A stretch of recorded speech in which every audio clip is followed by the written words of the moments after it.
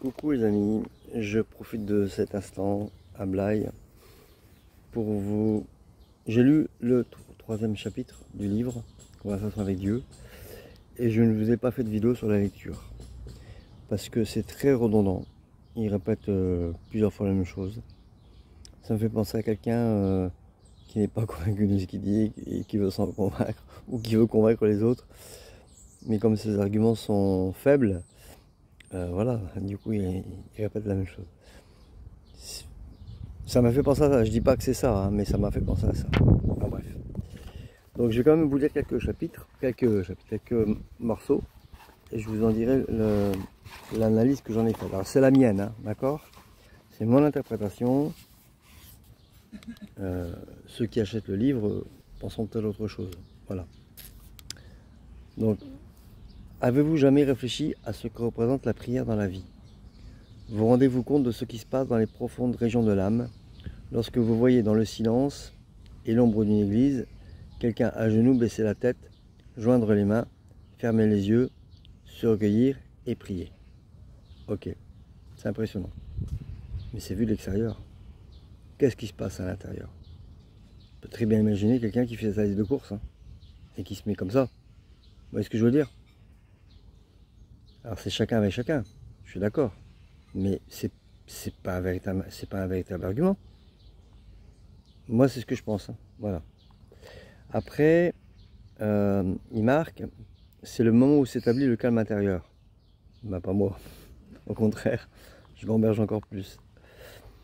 Et là c'est sur le gâteau, la foule tumultueuse des préoccupations et des désirs qui s'agitent dans le cœur de l'homme est ramenée à l'ordre, soumise à l'obéissance. C'est le mot obéissance qui m'a choqué. C'est pas tellement la phrase. Parce que, en fait, il veut dire que l'esprit est plus calme, vous pouvez mieux le maîtriser. Ok, d'accord. Mais c'est le mot obéissance que j'aime pas. Il y aurait pu trouver un autre mot. Obéissance, c'est soumission, c'est pouvoir. Voilà. Bon. Après, qu'est-ce qu'il y avait d'autre? Un peu plus loin, il se fait dans le ciel de l'âme comme un silence solennel. Moi, j'ai comparé ça à la méditation.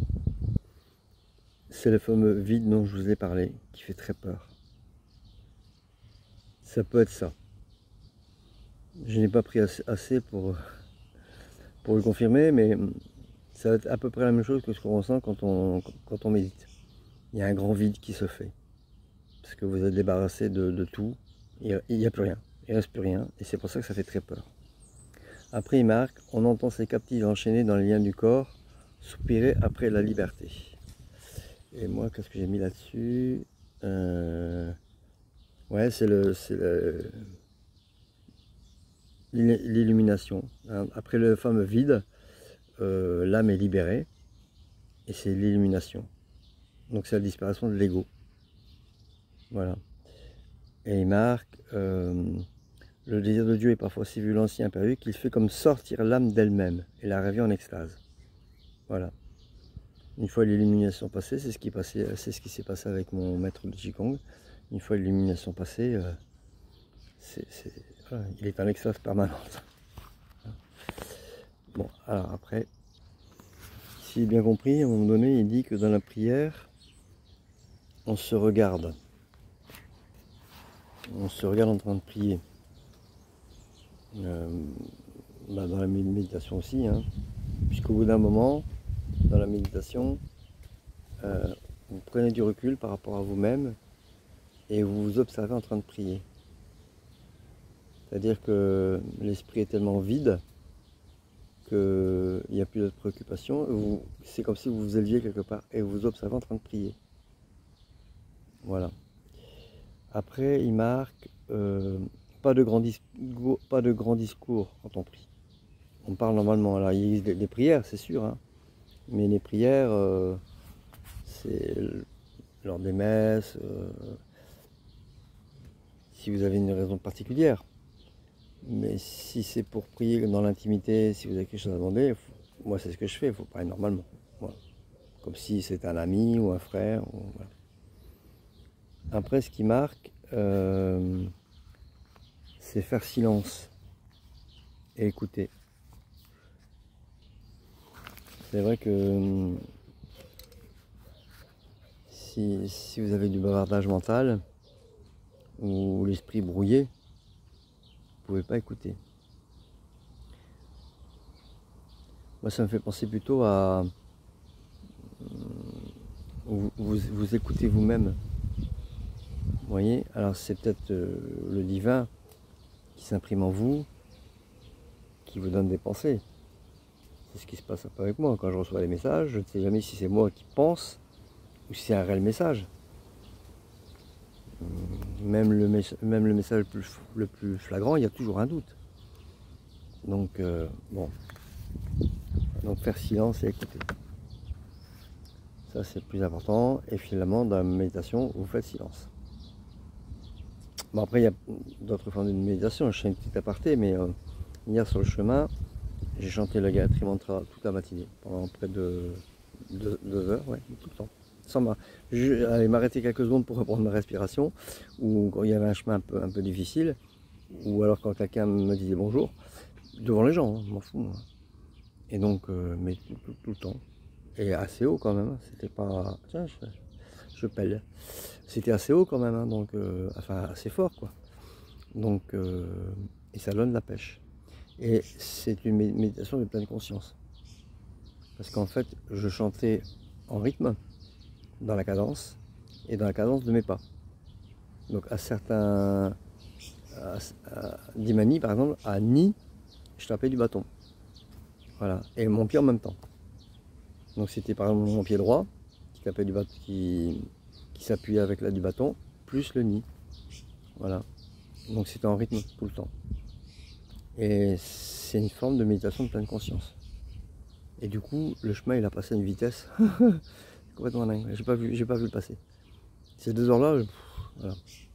C'est vachement bien, c'est super. Je vous assure, hein, Gayatri Mantra, si vous pouvez le chanter, d'abord l'écouter pour bien vous en imprégner. Allez chercher les paroles sur internet, d'ailleurs je vous les ai mises, je crois. Et une fois que vous les avez, une fois que vous êtes bien imprégné, que vous l'avez bien écouté, vous n'êtes pas obligé de le chanter, moi c'est ce que j'ai fait hier, je l'ai récité. Vous le récitez, ça suffit. Et après, si vous l'entendez chanter, vous pouvez chanter avec des Vaprémal par exemple, c'est très facile, les chants des Vaprémal. Il y a plusieurs versions de Gayatri Mantra, il y a des versions rapides, il y a des versions lentes. Des Vaprémal c'est plus facile, c'est une version lente. Voilà. Bon, c'était une petite aparté. Alors, une petite aparté, pas vraiment, puisque en fait la dernière observation, il dit dire les prières avec le cœur en pensant chaque mot. Et finalement, c'est une pleine conscience. Voilà. Quand je chantais le Gayatri Mantra, je m'imprimais chaque alors c'est pas des mots, mais chaque son. Et j'appuie particulièrement sur le Om, parce que c'est le son original hein, chez les Indiens. C'est le premier son de l'univers, Om. Donc, et après, il y a certains groupes de phrases qui étaient plus appuyés, mais malgré tout, j'essaie de penser on va dire chaque mot, c'est plus facile. Et j'arrive quand même à perdre le fil des fois, voilà, alors que je l'avais récité 1000 fois avant, quoi. Enfin, 1000 fois, je sais pas, un grand nombre de fois en fait. Bon voilà, bah, écoutez, mon analyse est faite, vous voyez, ça a été très rapide. C'est un chapitre qui fait 20 pages, mais finalement, il dit toujours la même chose. Bon voilà, je vous ai épargné la lecture. Bon allez, je vous laisse, et puis je vous dis à bientôt pour le 4e chapitre du coup, que je dois encore lire, hein, attention. Comme d'habitude, hein, comme sur la série Compost l'âme au chemin, si vous avez aimé cette vidéo, n'hésitez pas à la commenter, liker, partager, enfin clap quoi. Abonnez-vous si ce n'est pas déjà fait. Voilà, je vous dis à bientôt. Salut!